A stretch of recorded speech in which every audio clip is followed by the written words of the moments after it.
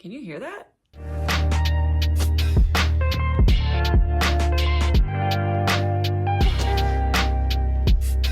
Hi friends, welcome back to another one. Let's do a reading wrap up of what we read in February. I don't know what's gotten into me this year. I'm truly, the amount of reading that I have done in the past, call it 6 months, is so stark different than the 6 months in the beginning of 2024. It's actually insane to me. I have read in 2025 so far 21 books. What? I am consumed, and I'm thankful, and I'm so glad, because this is what brings me the most joy. Reading, escapism, taking me to a whole nother world, genuinely,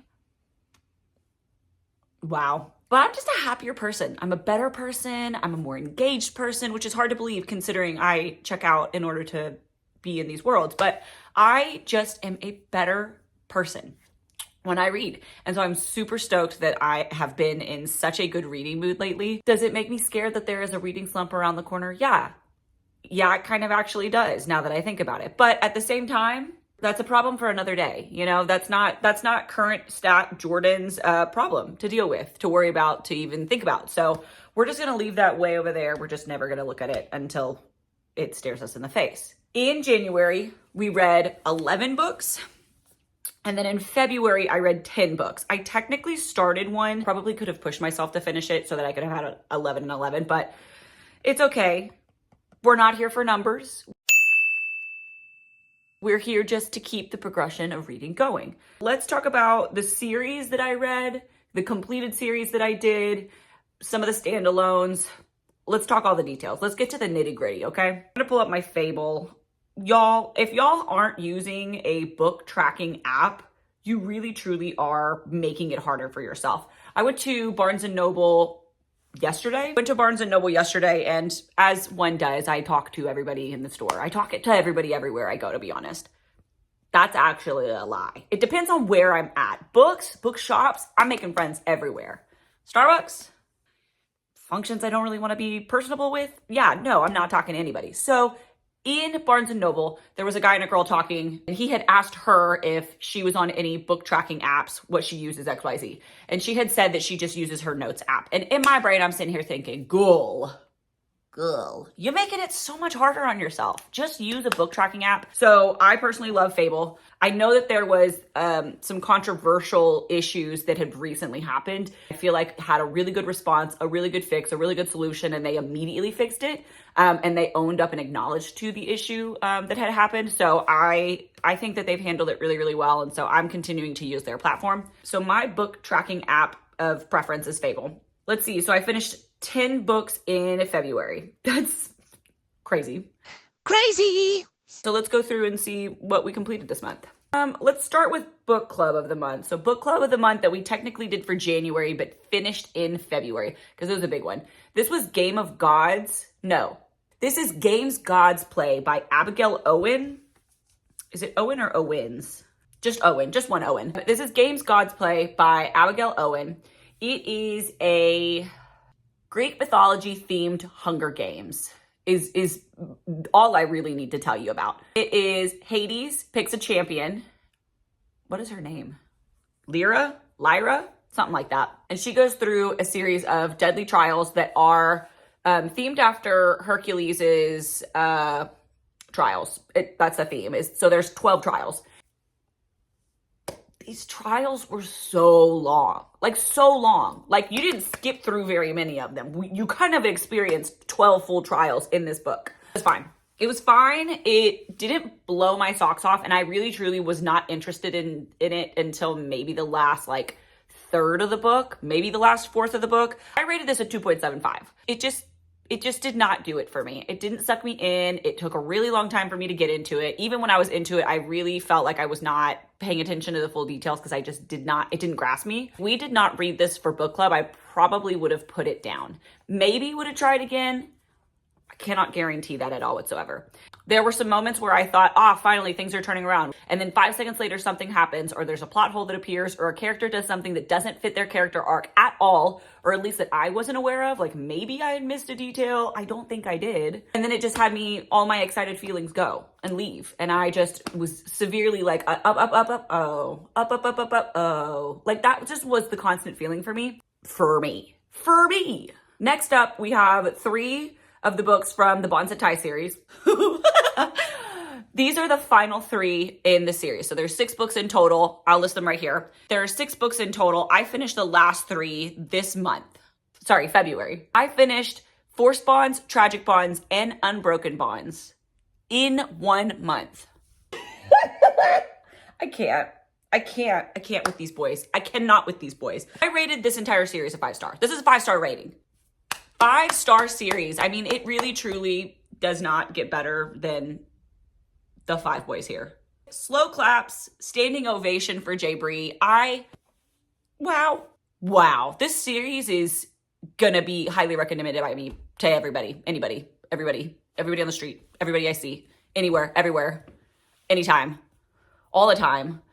Oh God. You're following Oleander Fallows, and Oleander has this magical ability that she is running away from. And throughout the entire series, you see her really struggle and try to figure out how to navigate this power. At first, she really is not about the power at all whatsoever. Then, obviously that power is not going away. You start to see her navigate the power and navigate herself and what that means for her, while also navigating 5 bonds. 5 bonds. I need to collect myself. I have literal goosebumps right now. Literal goosebumps. You have 5 bonds that she is mated to. These are fated mates. There's no option. It is a connection that you cannot run away from, Ollie. And the boys, they can't run away. There's no getting out of it. It's Nox and Griffin and North and Atlas and Gabe. And they have their own powers, okay? They all have their own little powers. And it's their little central, found family. It's so good. There's definitely some kind of war themes. So if that is a trigger for you, read the trigger warnings. It's nothing that's it gets gory, actually. It's so well written. The plot, the pacing, the themes, the relationship building. It is so well done. And every boy has their own personality. Oh, they're all on my book boyfriend list as a package deal. I'd take all 5 in a heartbeat.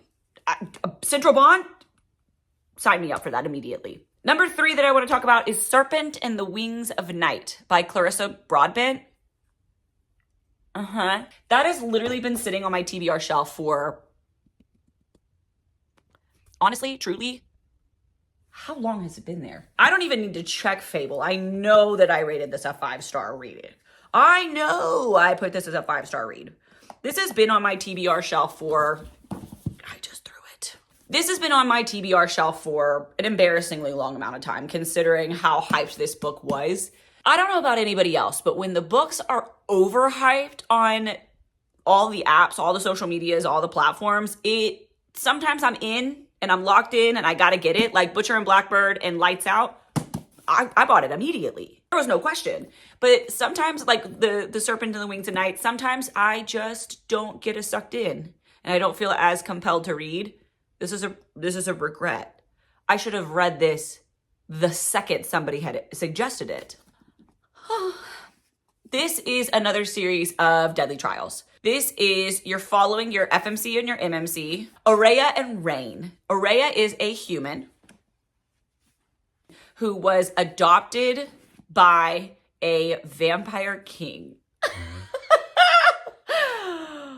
Gotta be honest, I was geeking out so hard, I almost forgot my child was napping. This is Aurea, who was adopted by a vampire king who has brought her in and has started to kind of teach her how to be the most badass human that can compete with the vampires.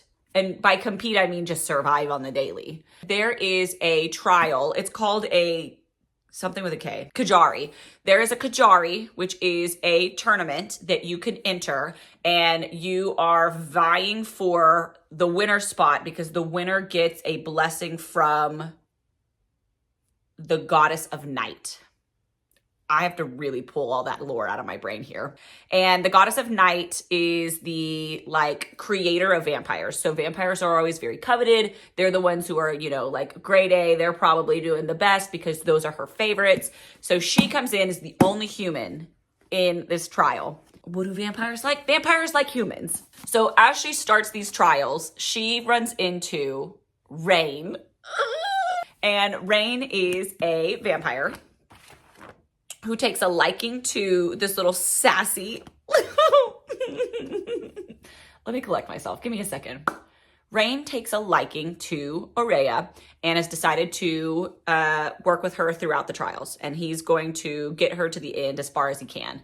They're just going to be allies. And so apparently you really need allies in order to make it through.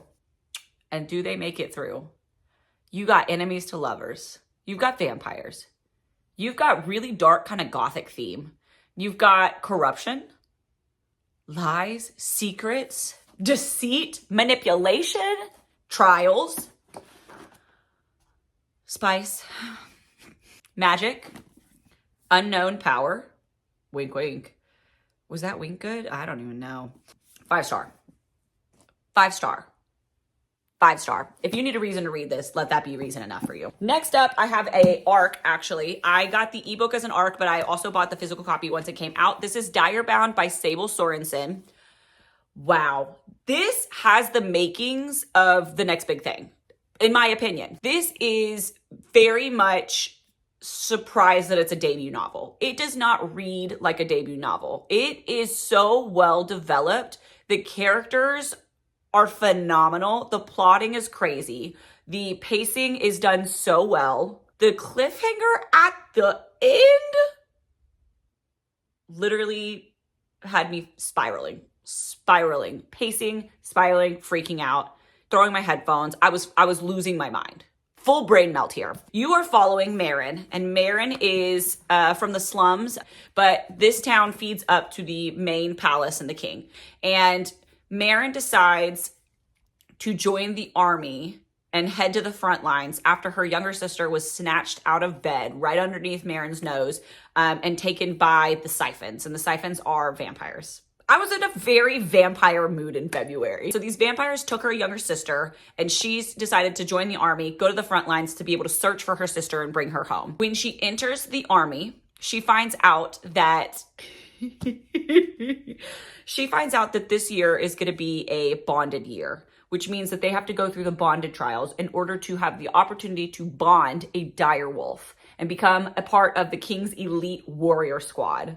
Y'all, not everybody makes it through these trials. I think it's like 100, maybe 150 wolves out of like thousands of people going through the trials. And it's phases. So the very first phase is just getting to the top of some specific mountain to bond with a direwolf. And then you go through the actual like teachings of how to be bonded. So all of your different skills, like riding your direwolf, or how to fight on your direwolf. And there's different like pack challenges, and those pack challenges are supposed to weed out the weakest of the packs.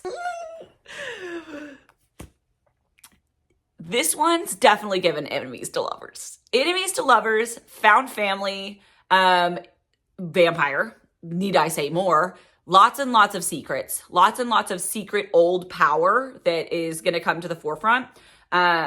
Lots of finding yourself, very Aelin coded FMC. I think when I was reading it, I looked like three times and actually had to check that this was the debut novel for Sable Sorensen. Sable Sorensen is the pen name for two friends that have decided to write the fairy tale together. God, it is so good. This one is now out. It came out on February 26th, so you can actually get it from Shmamazon. I think book 2 and 3 are supposed to be coming out this year. Whether those get pushed or not, I don't know. I can keep you updated if you're interested. But this one, add to your TBR immediately. Next up, I don't think I've cried this hard since Kingdom of Ash. This is Saint by Sierra Simone. It's not funny. It's not funny. This is the story of Aiden Bell, which is one of the younger brothers in the Bell family. And this is book 3 of the Priest series. So it goes Priest, Sinner, Saint. There is Midnight Mass that is in there. I just have not read Midnight Mass yet. It is a novella that goes technically between, I think, Priest and Sinner. This is the story of Aiden and Elijah. I have to write this out for you to even understand where I'm coming from. Okay, class is in session, so pay attention. You've got 3 books in this series, okay?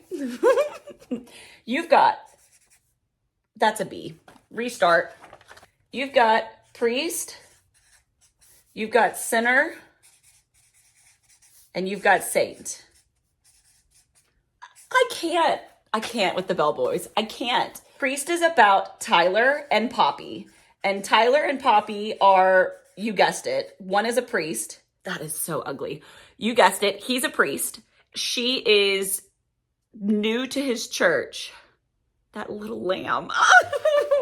I'll keep it short, sweet, and simple. They fall in love against the odds and what they should and should not do. And they do some activities in the church that, you know, if you are Catholic, you probably don't condone at all whatsoever. However, me as an outside bystander who is simply just being a part of the conversation and reading the experience that this particular priest has in mind for Poppy, I don't care that they are in the church. I actually encourage it. So you're following Tyler and Poppy. Tyler is one of the older brothers in the Priest series. Book 2, you're following Sean and Zinni. Now, what could you guess from this? Well, he's not a priest. In fact, Sean is just Sean. Sean is a millionaire, bad boy, really loves to just indulge in the finer things in life. The riches, the women, the parties, the drugs, can I say that on here? The finer things in life. That is Sean Bell. Zinni, on the other hand, is like 10 years younger than Sean. And Zinni is on track to become a nun. Bad girl. Bad girl. Naughty. And so Zinni, as she goes through the process of becoming a nun, her mother, her girl helping her through that process. Clearly, I am well versed in religion. The older woman who is helping her go through the process of becoming a nun says, I want you to experience everything that life has for you before you make this decision, to know what you're missing and to solidify your confidence in leaving this life behind. She wants her to experience everything. Everything. So Zinni takes it upon herself to ask Sean to help her experience these things in life. You know, why would she not? Because her older brother is best friends with Sean. Sean has known Zinni since Zinni was a child. But age is just a number once you're over 18, right? That's what my logic is, at least. So Sean and Zinni bump into each other because Sean is trying to buy a building that Zinni's convent that Zinni's convent has been working out of as like a resource for the underprivileged and soup kitchens, all of that. They bump into each other. Zinni then asks Sean to help her through. Is my kid awake? Negative.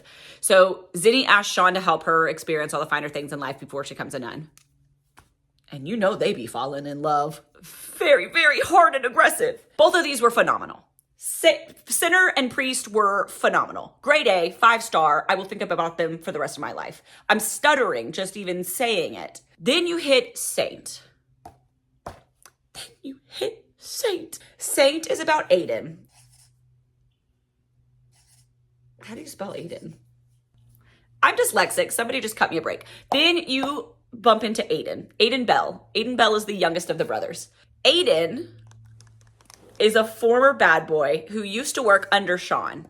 Once Aiden graduated, he started to work with and for Sean, basically. So he was a very, very, very young millionaire, bad boy, going and doing the same things as a bigger brother was doing. He wanted to be his older brother when he grew up. He wanted to be rich. He wanted to be successful. He wanted to be a bad boy. He wanted all the women. But then he experienced some things in college that made him want the men too. We have a bi king on our hands. We love a bi king. Everybody for snaps for Aiden Bell because that dynamic makes it interesting. What makes it more interesting is that Aiden falls in love with Elijah.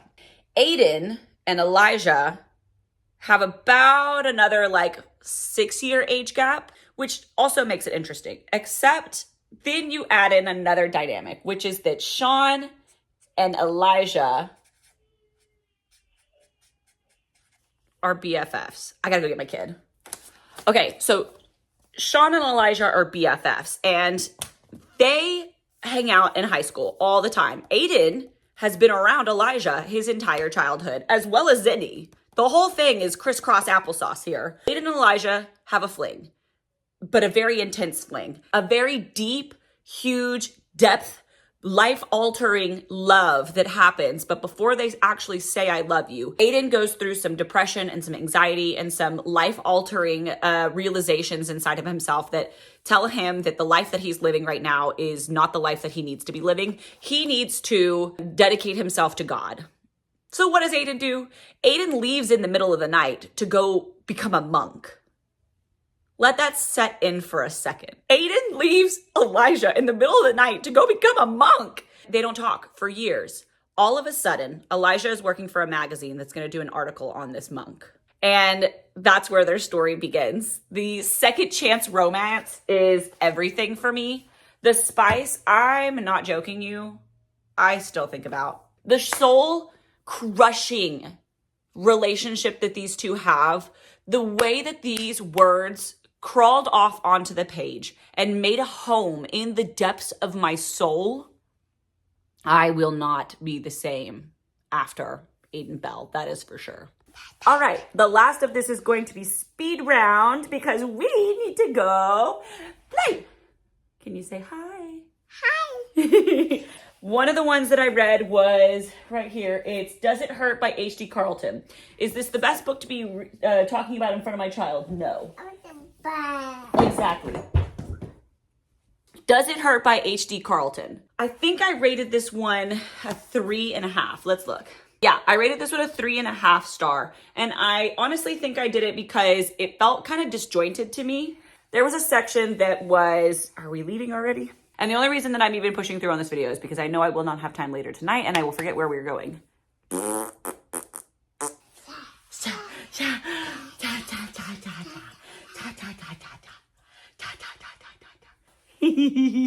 So anyways, the only reason I rated this a 3.5 star is because it felt disjointed. There was a 100-page section in the middle that was mystery thriller, went all out, big giant plot twist. If you know, you know. It's page 313. I explicitly remember that number. And that felt completely disjointed from the rest of the book. The rest of the book felt like a lot of extra, and it just felt disjointed. The 50 to 100 pages that is the thriller and mystery, 1, 2, 3. That was 5 stars. When it switched, I literally was like, uh-oh, this is what I've been waiting for. Unfortunately, the rest of the book was just a 3-star. It wasn't anything to run home to. So it was a 3.5 star for me. It's now on the ground. Eventually, I will pick it up. And then the last ones that we did was the Kingdom of the Wicked, which was actually from my TBR shelf. Kingdom of the Wicked and Kingdom of the Curse, which is book 1 and book 2 in the Wicked series. I read book 1 and book 2 in that series in the month of February. They're short reads. They're 350. I think the last one might be 380. They're not that long. Oh no, this one's over 400 pages. Either way, they're really not that long. This is following Amelia, and Amelia is a twin to Victoria. Victoria in book 1, very, very, very beginning, is a very pillar character for Amelia's character development and character arc in general. And Wrath, who is one of the wicked. Hello. And Wrath is one of the princes of hell. And it's them trying to find out a murder mystery. And so it's Wrath and Amelia together trying to find out a murder mystery of who done it. And they do end up finding out who done it. But it's not who they wanted to have done it. It's basically a lot of miscommunication. It's a lot of miscommunication, a lot of independence, a lot of independence but not from like a I am an independent character, more of like a I want to be independent, so I'm going to do all of these things. Thank you. That's so sweet. It is essentially just a lot of miscommunication. It's naive. It's kind of childish. She has this big power and like development that you want to root for her to be stronger than she actually is. But in the end, it still is naive and it's still disappointing. I think I rated I rated the second one a 3.75, and I'm pretty sure I did a 3.5 for the first one. They're not bad. Giddy up, horsey, go to town. Giddy up, horsey, woof on down. This is his favorite thing right now, by the way.